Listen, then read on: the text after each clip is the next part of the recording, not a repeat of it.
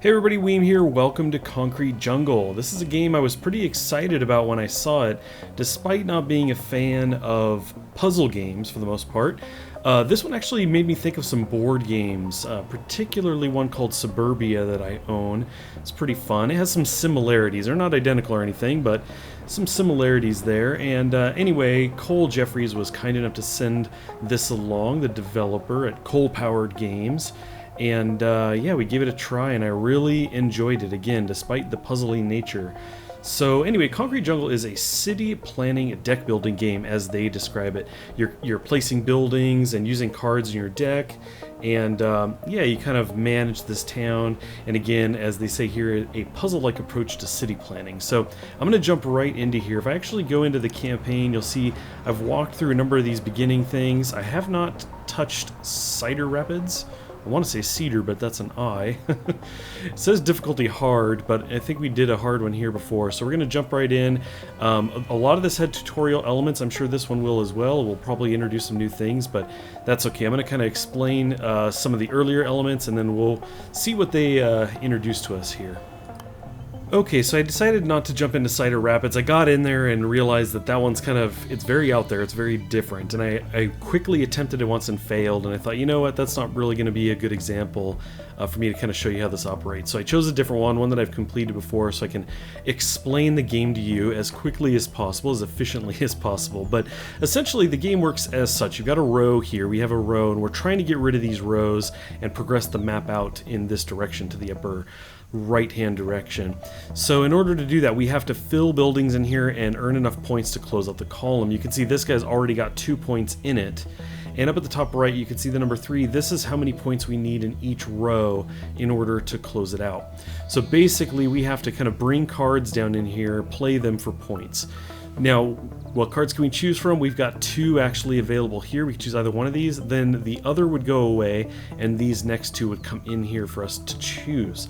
Now, what we have to do is we have to put down buildings that can actually earn points, which are typically the houses here. If I right-click it, you can see that it says that they collect the points you need to advance. So a lot of these will add or subtract points. That's what the squares are. So this is going to add 1 point to this block, and if we put a home there, we would get 1 point. If we put a home on just an empty block, it's not going to earn anything. It has to be given points, essentially. So that's the basic gist of this. You can kind of see by looking at the other cards how that operates there. If we look at the brewery, it says, don't tell anyone. A unique flavor is from when a bike fell in the vat. So anyway, it is not actually doing anything around it. It's just occupying a block, but we have these points up here. Now the way these work is we have the yellow points, and basically anytime we play a card that has those points, that accumulates in here. When it fills up, we can actually buy a card. So that means that if we have a particularly bad card like this one, it's not great for us. We actually earn more points towards buying more cards, so it's kind of a benefit to using the negative cards. Now the orange point here, that actually will fill this bar up. So if I were to play the factory, we're going to add 1 into this guy here. When this fills up, the 3 will become a 4, and that's how many points we need to clear out a row. So right now it's 3. If we continue to use only really good cards, we're going to keep filling that up, and our requirement will increase by 1. So that's pretty much how that operates there. So let's go ahead and bring this guy out. You can see we've got the red and the blue squares. Now we're just starting, so I can actually put this here and the red won't affect us at all. So I think we'll just go ahead and do that. We're going to put that guy there. So now you can see that these blocks are worth 3. And because our requirement is 3, if we had 3 homes, 1 in each spot, we could clear out that row. But you do have to clear the first row out first. So let's go ahead and just kind of keep going here. We'll take the brewery. We've already got the 2 points here. Let's just kind of stick that guy there. Put those points in there. Let's take this guy. So this will give us 1 point wherever we put the blue square. So we could put it here, and then this would be worth 1, which means we could close that out. Now, in this last row, though, that would only leave 3 open spots. So, do we want to do that? I think what we'll do is we'll go ahead and stick this guy there. Kind of prep for this 3rd row. Now we have a home. And it looks like we're going to have those spread out a little bit, so I know I'm going to want some of those in here, so I'm going to go ahead and kind of drop that in there now. The yellow guy here, you can see it says +1 to selected adjacent tile, so we can actually place this and then choose any adjacent tile to make it worth 1. So let's see, if I want to keep these there, then I might put this here, do something like that, and there you go. That's our first point there. Now, you may be asking, well, what happens if you fill up and you run out and you can't fill a column or you can't complete it? That's where the hearts come in. We can actually, if we were to fill one and not have enough points, this minus heart would show up, it would fill up. We could click it, it's going to delete this column, or this row rather, and then it would use one of our hearts. And obviously we lose if we don't have enough of the hearts, and we actually fill that up as we go, so we can kind of earn more of those. So that, I believe, is the very quick rundown. I think one more thing to show you here is that we have this trophy icon here in this bar. This is an indicator of how close we are to finishing the number of rows that we need to finish. And in fact, when you're on your last one, this house icon will actually have a trophy icon here. So you know that's the last one you need to fill, and you will pass this level. So let's go ahead and just kind of play some of this out. We have one house down there worth 1. Let's go ahead and put one here. We got the school that gives +1 in these 4 directions. Let's see. If I did that, we would probably be... I think that works, but we're kind of wasting these other ones. You can see it doesn't do anything for this property here because it's not a house. It can't earn any points. But if I mouse it over here, you can see the arrow going up, meaning that 2 will become a 3, so that's kind of cool. So I like to kind of do something like this, where I'm kind of getting the most bang for my buck. Now look at this park square, really good. All squares are round to get a +1. Of course, it doesn't do anything. It gives us 0 towards buying a new card, and it adds 5 to our bar here. Again, when this fills up, now we have to have 4 instead of 3. So it's kind of one of those things. Do you really want to use something like that? Well, I love this card, so I think we do. Now we've got the 3 here. This first column, or this first row, is probably going to be good. So let's see, that might be okay. It would help with the 3rd and 4th rows there. But I'm thinking I might do something like this and try to set up out here a bit. Maybe something like, yeah, that's good right there. So you can see it's green now. We've actually, that one's kind of set. Now if we didn't get to this and this became 4, then that will be, you know, we'll need to have 1 more in there. So we kind of want to make sure we're not filling everything up. That wouldn't be probably the best idea. Now again, I could add a bonus to this one and make it, you know, worth 1. I could even make it worth 2, but that would fill up these spaces. So I think I'm going to go ahead and drop a house here in preparation of giving it some value. And let's see, what else do we want to do? Let's see, we can look at what's coming too. So we can give 3 out in that direction. Let's see, of course we would lose some. Where might I put that? I do want to use this. Let's see. Let's go ahead and put this guy here. Oh, you know what? I probably shouldn't have done that. I do have a yellow coming though. The yellow lets you put in any adjacent, so I could put that here and diagonally reach and make this one worth 2.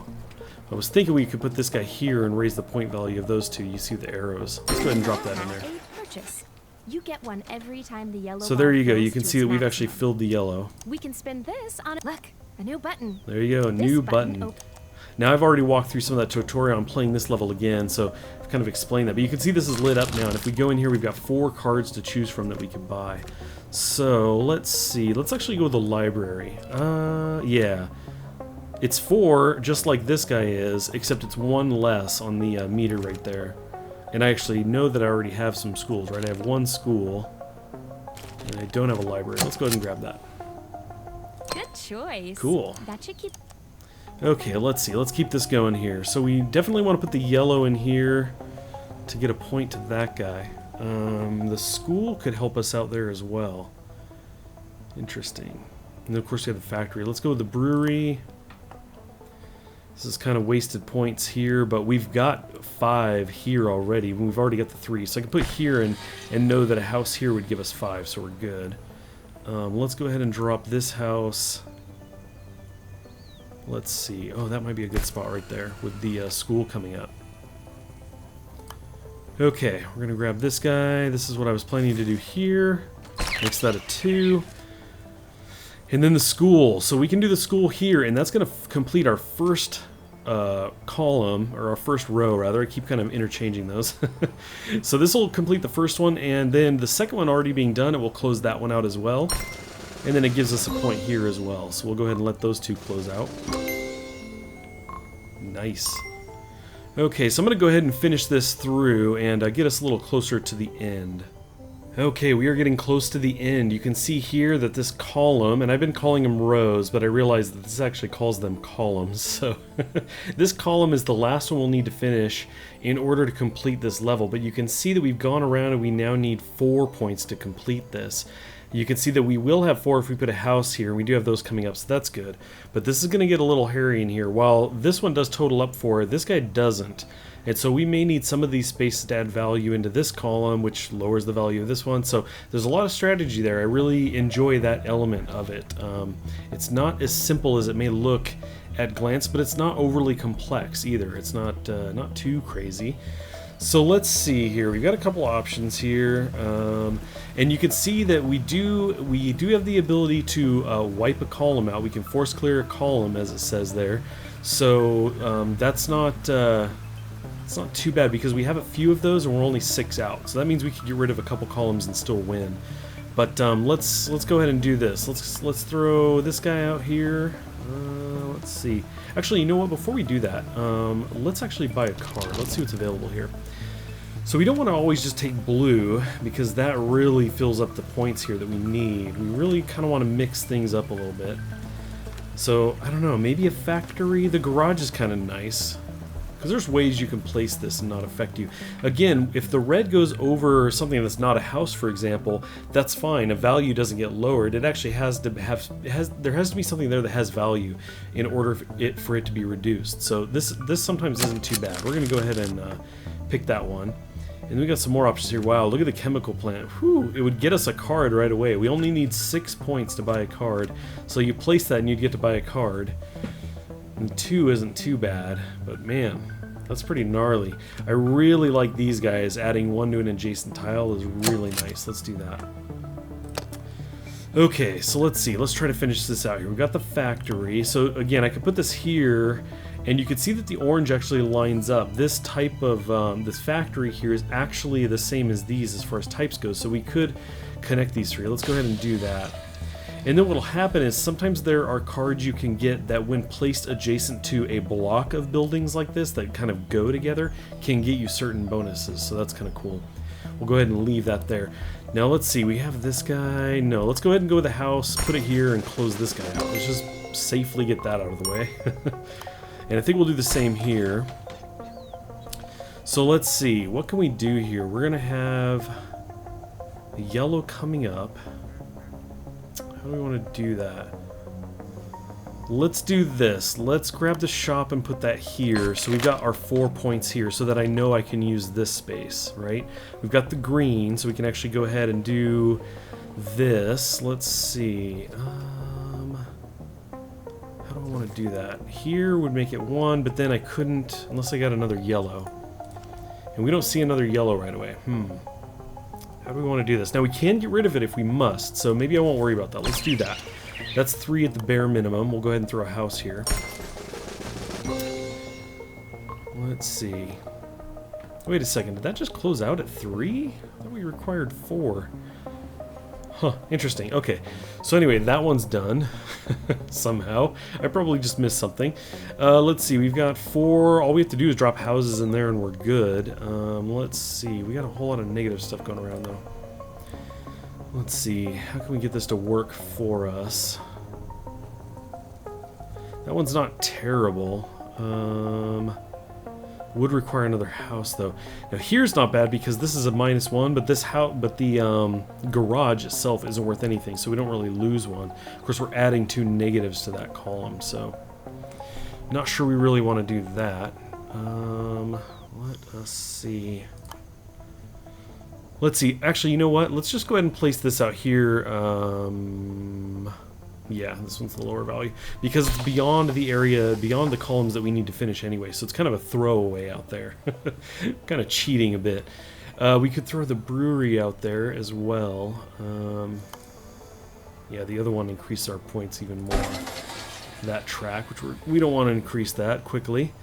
Okay, here we go. We like the green a lot. Again, we have the 4 points there. We only have 2 here. Let's... Actually, this is going to be kind of an issue. Let's do that. Try to get the houses in here and finish that row out. The park, this could really help us right here. If we put this here, we could really clear out those negatives. That's kind of nice. Let's go ahead and do that. Add 2 there. Okay. Now if I put this here, we shouldn't be done. It says 4. Current column requirement. You need this many points, right? But it looks like 3. Oh, huh. I wonder if that only adds it after the fact. Interesting. Let's try this. Okay, I actually thought that the 4 changed for everything right off the bat, but I don't know. Maybe that's not the case. That, or it's such an early, such an early point in the game that they don't make you adhere to that right away. For all I know, who knows? Well, if that's the case, let's put this guy here. Throw that guy out there. All the waste and nastiness is out there, out of our way. Something like that. I think we can just kind of roll this out here. Just about. I can do the yellow here. And it looks like this one actually may require 4. Which we may end up having to just close out. Let's see, we don't have any good... well, we have the green... or the yeah, they're coming up. These aren't going to help us in either case. Yeah, that doesn't help at all. Brewery doesn't help. Okay, house. So you can see there that we don't have anything for that. Nothing was reaching out to that. I probably should have put the yellow to reach to add that for 1. I think we're going to have to ditch this guy. We're only going to get 3 out of it, and that's the end of it. So we do have to close this out. But here you go. This is what this looks like. That closed it out. That finished the area for us. And there you go. We get our bonus and everything. So we made it through. We can actually continue and jump out here, and you can see that I've got those 4 filled, and this was the area that I was about to go into before. But anyway, I think we're going to go ahead and leave it at that. I wanted to make this very quick, very brief. I just wanted to give you an idea of how the game worked, what it looked like, what it played like, and everything to kind of see what you guys thought of it. So do let me know in the comments what you think of the game, if you plan on getting it. If you've already got it, let me know what you think, if you've been enjoying it.